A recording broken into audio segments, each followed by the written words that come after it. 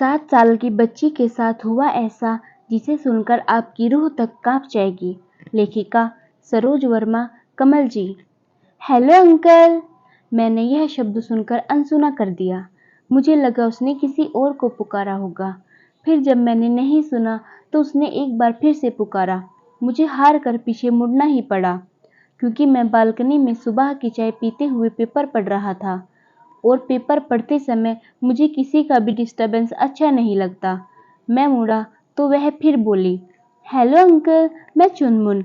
हम अभी कल ही इस घर में रहने आए हैं।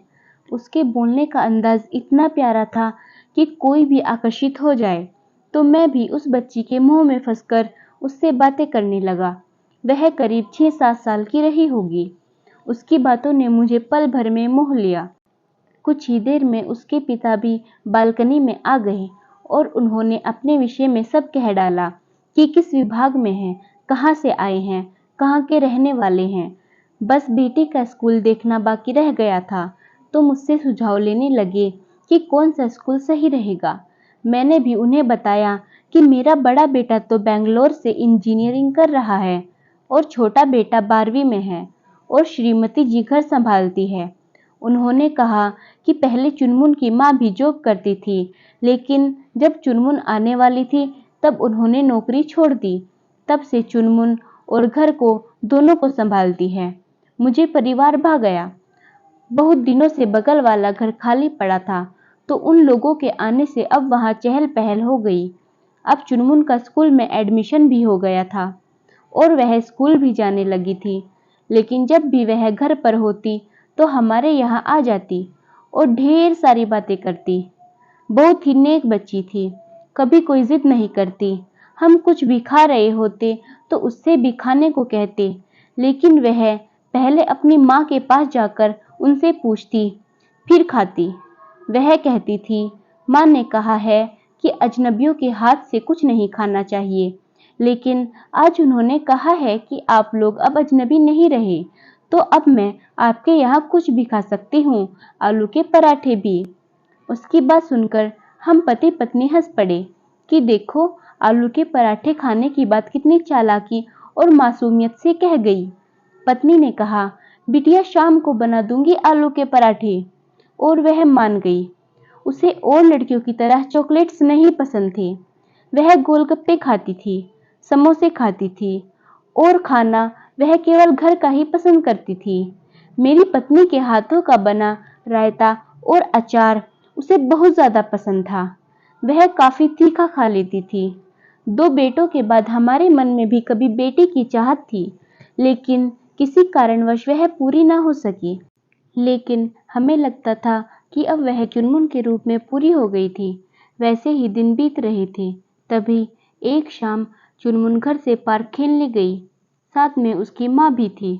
तभी उसकी माँ का फोन आ गया और वह बातों में मग्न हो गई। वह कुछ देर तक तो फोन पर बातें करते हुए चुनमुन को देखती रही, लेकिन थोड़ी ही देर के लिए उस पर से उसका ध्यान हट गया और बच्ची पार्क से गायब हो गई। जब उसकी माँ स्वाति को उसका ध्यान आया तो उसने ढूंढना शुरू किया। जब वह नहीं मिली तो भागकर हमारे घर आई और पूछा कि चुनमुन तो नहीं आई। मैं बिल्कुल तभी ऑफिस से लौटा था और मैं भी स्वाति के संग बच्ची को ढूंढने में लग गया। चुनमुन के पापा ब्रिजेश भी तब तक आ गए थे और वह भी लग गए थे उसे ढूंढने में। फिर मेरी पत्नी और बेटा भी ढूंढने में लग गए। पड़ोस के और लोगों को पता चला तो वे भी ढूंढने में लग गए, क्योंकि वह बहुत ही प्यारी बच्ची थी। उससे सब बात करना पसंद करते थे। इतना ढूंढा लेकिन चुनमुन कहीं ना मिली। फिर थक हार कर हमें पुलिस का सहारा लेना पड़ा। पुलिस रात भर ढूंढती रही, लेकिन बच्ची कहीं ना मिली। हम सब ने रात भर पलके तक नहीं झपकाई, बस बच्ची को ही खोजते रहे। रात से सुबह हो गई और सुबह से दोपहर और दोपहर से शाम, लेकिन बच्ची ना मिली। माँ बाप दोनों रो रो कर अधमरे हो गए थे। फिर शाम को शहर से बाहर आगरा हाईवे पर बच्ची की लाश मिली। पुलिस को किसी ने फोन किया था। पोस्टमार्टम की रिपोर्ट के बाद पता चला कि बच्ची के साथ किसी ने रेप किया है। इतना घिनौना काम वह भी एक बच्ची के साथ कोई वहशी दरिंदा ही कर सकता है। हम सब ने उस दरिंदे को खोजने में पूरा जोर लगा दिया। पुलिस पर हम सब मोहल्ले वालों ने पूरा प्रेशर डाला और कुछ ही दिनों में उस दरिंदे को पकड़ लिया गया। वह हमारे ही मोहल्ले का एक म्यूजिक टीचर था, जो कि बैचलर था। उसने यह घिनौना काम किया था। मन तो किया कि अभी गोली मार दूं उसे, लेकिन 2 थप्पड़ जरूर जड़ दिए मैंने। वह जेल चला गया। फिर चुनमुन के माँ बाप ने वह घर भी छोड़ दिया। चुनमुन के साथ ही उनकी दुनिया भी उजड़ गई थी। अब उस घर में उनका दम घुटता था। फिर उस टीचर का मुकदमा चला, उसे जेल हुई और कुछ दिनों बाद पता चला कि वह जेल में मरा मिला है। और जेल में वह सबसे हमेशा कहता था कि उसे उसी बच्ची की आत्मा दिखती है। मुझे कोई बचाओ, मुझे डर लगता है। सच में जब मैं अब नन्ही बच्चियों को देखता हूँ तो मुझे डर लगता है। कैसे करूँ इनकी सुरक्षा? कैसे कहूँ कि बेटा घर से बाहर मत निकला करो? मुझे डर लगता है। अब सोचता हूँ कि भगवान ने भले मुझे बेटी नहीं दी, कैसे करता मैं उसकी रक्षा? यह सब सोचकर कभी कभी मुझे बहुत डर लगता है। इस कहानी पर आपकी क्या राय है, हमें कमेंट करके ज़रूर बताएं। कहानी पसंद आई है तो लाइक और शेयर करना बिल्कुल भी ना भूलें। चैनल पर नए हो तो चैनल को सब्सक्राइब ज़रूर करें।